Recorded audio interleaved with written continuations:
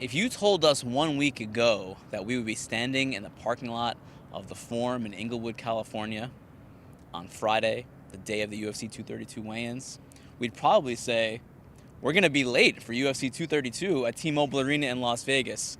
But alas, here we are. It's UFC 232 weigh-in day, and we're in Inglewood, California. Dave Doyle. I'm Marc Raimondi from MMAfighting.com. This is the UFC 232 preview show, and we are standing in Southern California, not Las Vegas. Of course, we know the event has been moved. It was originally supposed to be at T-Mobile Arena. Now we're at the Forum. Jon Jones had some adverse findings in his drug test results. The Nevada Commission said, hold on a second, we want some more information. We won't license him to fight on this date for UFC 232. So the UFC picked up and moved the entire event to right behind us here. Weigh-ins are over. The fight is going to happen in California under the California Athletic Commission's jurisdiction. Dave, it's been a whirlwind for the last 5 days. This is kind of when we knew this was all going to happen. Now that we're here, the fight is upon us. It's hours away at this point. What are your big takeaways from this last crazy week?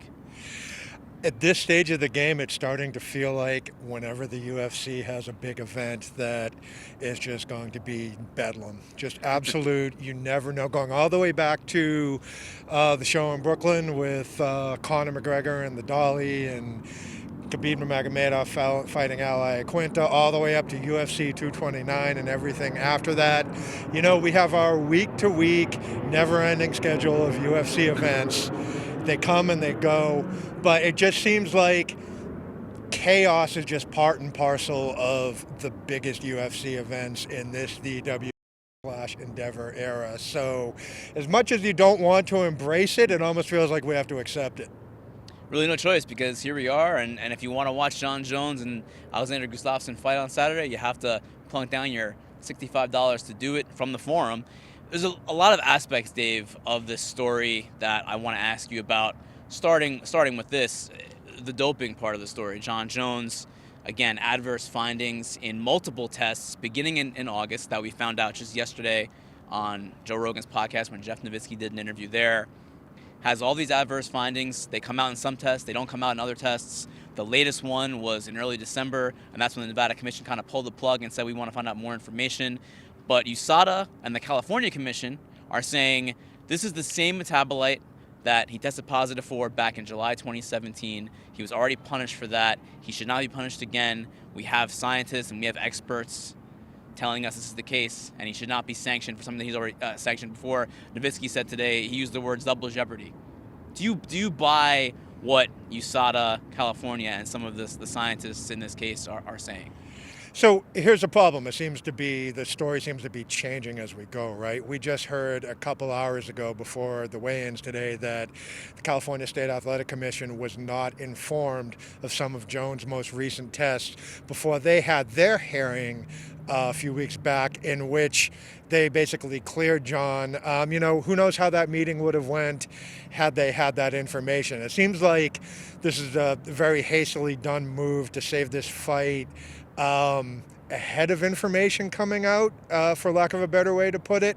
So I don't know. And then you look into all the different, there are a lot of different paths you can go here. There are a lot of seeming inconsistencies. Why all of a sudden, so the phrase picogram or pictogram or polygram or whatever you want to say is now forever part of the MMA lexicon.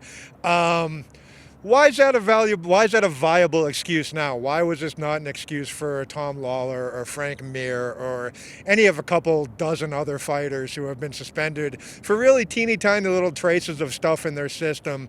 He just had a little bit in his system. Why is that acceptable now?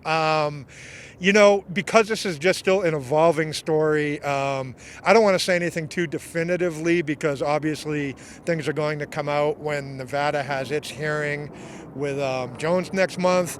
But, it doesn't seem like everything adds up, that's for sure.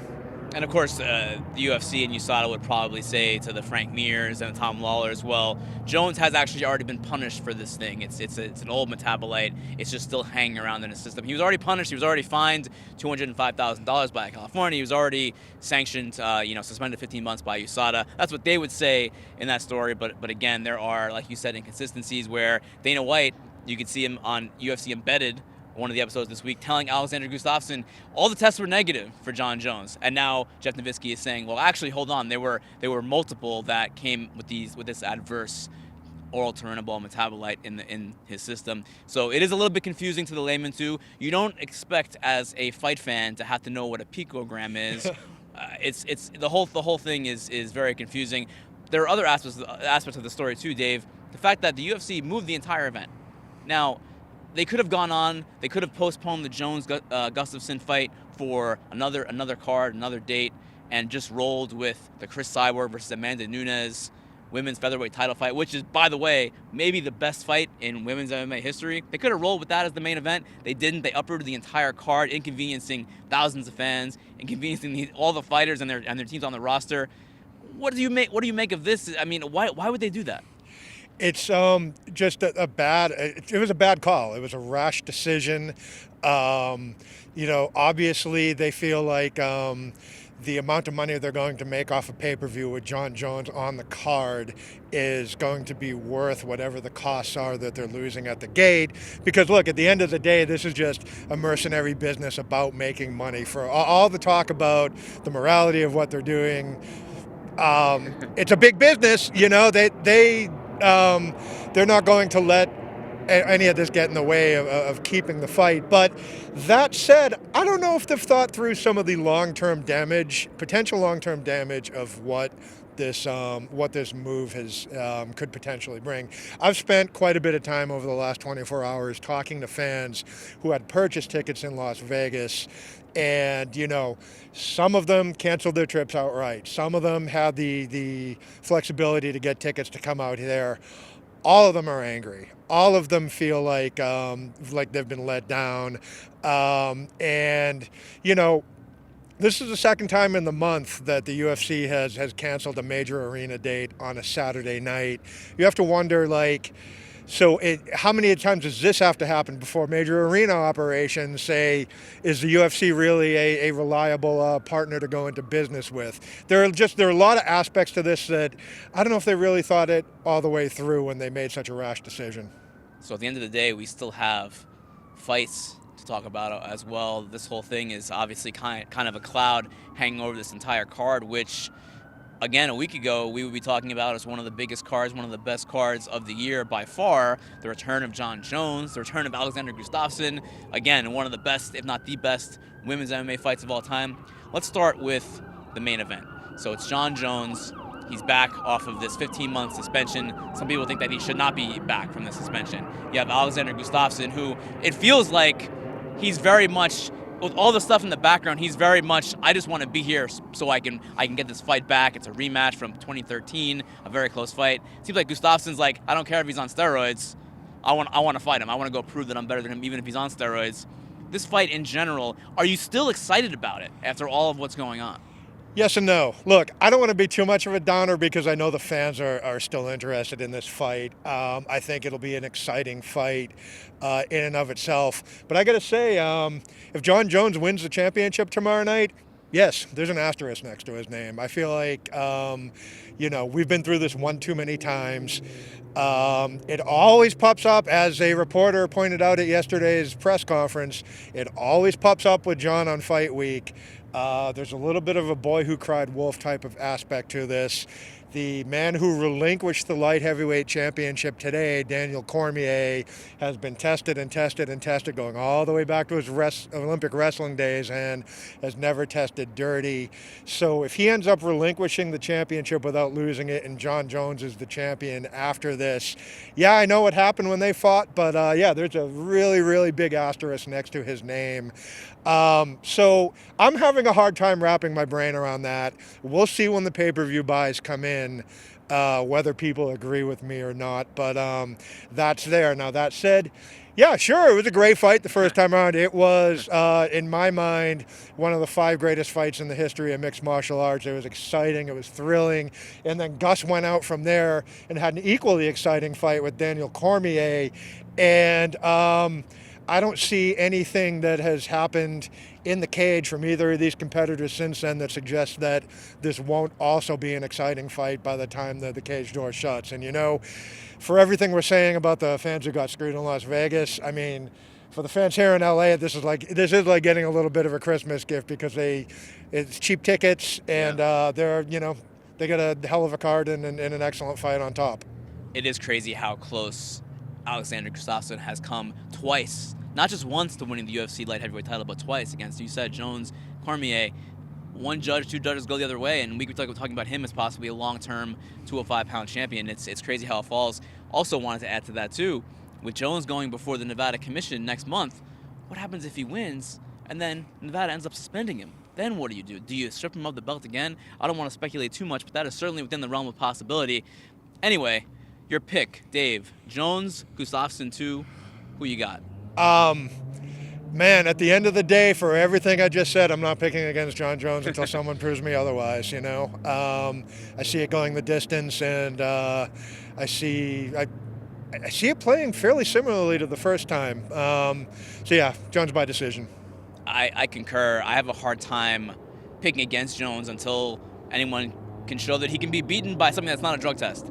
He's never been beaten inside of the octagon or a cage, for that matter. And the one loss on his record is a DQ to Matt Hamill, which was ridiculous. Exactly. He's never really been beaten. Moving on now, the co-main event. It's a fantastic fight, and it's gotten almost no coverage this week because of everything that's gone on. Cris Cyborg, who has not lost a fight since 2005, putting her 145-pound women's title on the line against Amanda Nunes, who is moving up from 135, where she's the champion of that division. It's a true super fight. Is it unfortunate that this is not being talked about, Dave? I was so excited about this fight when it first got booked, and now it's like, oh yeah, it's on the card. It's very bizarre. Super unfortunate. I mean, you heard the crowd react to Cyborg in here today. She got a gigantic ovation. This is Cyborg country, and it feels like after all these years, the fans have finally come around on her. It's a great thing to see. Yeah, sure. You know what? If the UFC had gone ahead and postponed Jones and Gustafsson while the Nevada thing played out, we would be standing here pretty excited. Well, you guys would be out in Las Vegas, but we would be standing here pretty excited about this fight. It's been a while since we've gone into a fight. Other than Holly Holm, it's been very rare that you've gone into a Cyborg fight thinking, is she really going to be challenged this time? And, maybe Nunes, she's giving up weight, but she has the toughness. She's strong in the clinch. She's improving her gas tank, or at the very least, in recent fights, she has, been better about expending her energy than she had been early on. I think it's going to be a hell of a fight. I want to ask you your pick, but first I want to ask you, is this Cris Cyborg's toughest challenge so far? Yeah, I think it is. I mean, Holly Holm was a tremendous competitor, but Holly Holm wasn't on the type of run that Amanda Nunes is on. I think that if Amanda Nunes wins this fight, then she has a claim as the greatest women's fighter of all time because, A, Cyborg is the greatest women's fighter of all time, and to paraphrase Ric Flair, to be the woman, Unless you're Becky Lynch, then it's the man. Then it's the man, right? But, and she, Amanda beat Ronda Rousey, Amanda beat Miesha Tate, Amanda beat Valentina twice. Right. So if she wins this fight, she's the greatest all time. So, yeah, I would call her Cyborg's toughest challenge. Does she win, or does Cyborg win? I got to default to what I said with John. Until someone defeats Cris Cyborg, there are just some people in this sport. Go down the list. There's George St. Pierre. Cyborg is on that list. I'm not picking against her until someone proves otherwise. Also on the main card, a very good welterweight fight between Carlos Condit and Michael Chiesa, who's moving up in weight from 155. By the way, Chiesa moving up from lightweight does not look even a shade smaller than Condit at 170. He's a very big guy. I'm not sure how he ever got to 155. Who are you picking in Natural Born Killer versus Michael Chiesa? Man, this is a great fight, right? Tough. I'm having a tough call with this one too. I think, Condit clearly has something to prove. Chiesa. Look, we find out tomorrow night if he's ready, if he's really cut out for welterweight. If you're twisting my arm here, then yeah, I got to go with Mike just because he's a little younger, a little fresher, and he's not going to have to cut weight as badly as he once did. I'm gonna go with Mike. Chad Mendes, Alexander Volkanovski, a very, very good featherweight fight. Who are you picking in that one? Got to go with Mendes, probably just because I still have how great he looked in his last fight in my head. But, this is certainly Volkanovski's chance to step up, but he hasn't faced anyone like Chad Mendes yet. I want to dip for a minute into the prelims because it's also crazy. We talked about how crazy it is that Cyborg Nunes isn't getting talked about. By the way, BJ Penn is on this card, a UFC Hall of Famer, one of the greatest of all time, one of the most popular UFC fighters of all time. He's on this card. He's fighting Ryan Hall on the FS1 prelims. He's 40 years old. He's coming back on another comeback, Dave. Can he beat Ryan Hall, the BJJ specialist? You sound more excited about this fight than I am. I think everything's just getting a little sad with BJ Penn right now. He hasn't won a fight since... I think it was 2010, I believe, against Matt something Hughes. Something along those lines. And look, if BJ is going to win another fight, I feel like this is it because Ryan Hall is not exactly known for knockout power. So it could be an interesting fight on the floor for a while. I'm going to go with Hall, though. Is there anything else on this UFC 232 card that you want to highlight, that you want to point out? Any fighters, any fights? Ngannou and Megan Anderson's a tremendous fight on paper. That if I had to pick one fight that's being just criminally overlooked, I think that's it. I don't know where to go with that one. I'm going to toss this your way. Who do you like in that fight, Marc Raimondi? Ooh, I think I have to pick Ngannou because she's the veteran. I know she's moving up in weight, but Megan Anderson has shown that she has some difficulties with grapplers, and I think that if Ngannou can get her down to the ground, she could win that way. Holly Holm was able to kind of control Anderson on the ground, but if stays standing, Anderson is big, strong, powerful, and she can knock out people at 145. A true 145er, by the way, and there are not many of those in the UFC. It's just Cyborg and Megan Anderson for the most part. For sure. I think we're going to wrap it up for here, guys. For Dave, I'm Marc. Stay posted at MMAfighting.com for all your UFC 232 coverage from, the Forum in Inglewood, California. Why not?